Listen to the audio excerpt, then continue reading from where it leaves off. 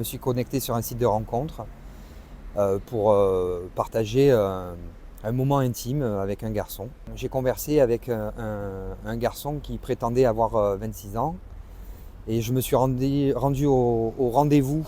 À la barrière de l'immeuble, il y avait le garçon en question qui m'attendait. Donc il était 3 h du matin, hein, il faisait nuit noire.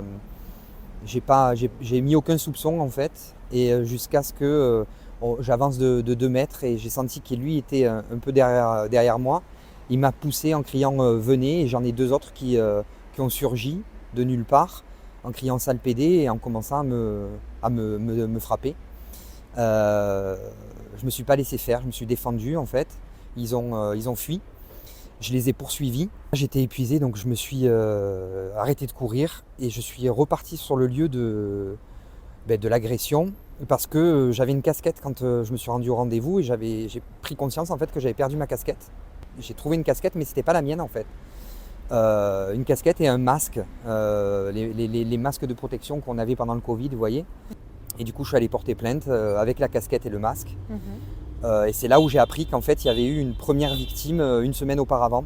Je n'osais plus sortir. Je me rendais à mon travail, ça oui, maison, travail, travail, maison. Et le week-end, quand je ne travaillais pas, je restais enfermé chez moi. J'avais plus de vie sociale. Et c'est là que j'ai pris la décision qu'il fallait que je quitte l'île. Un vrai impact psychologique, ouais. Je suis suivi. Dès le départ, hein, j'ai compris qu'en fait, il ne fallait pas que je garde ça pour moi et il fallait que je le verbalise. Au sortir de l'audience de culpabilité en octobre dernier, j'ai ressenti déjà un soulagement en fait.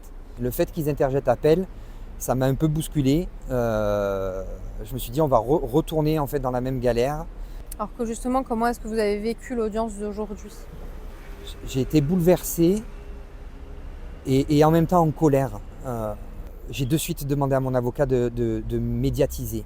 L'idée c'était simplement de faire passer un message, de dire aux personnes homosexuelles qui peuvent vivre la même chose, à qui je ne le souhaite pas, mais qui pourraient vivre la même chose, qu'elles ont des droits, qu'elles peuvent être entendues par la police, défendues par des avocats et reconnues en tant que victimes par des tribunaux. Est-ce que vous vous sentez reconnu en tant que victime? Alors je me sens reconnu en tant que victime, oui. Je me suis senti reconnu en tant que victime au sortir de la première audience. Avec l'audience d'aujourd'hui, c'est encore difficile pour moi. C'est encore difficile pour moi de me sentir totalement considéré comme victime.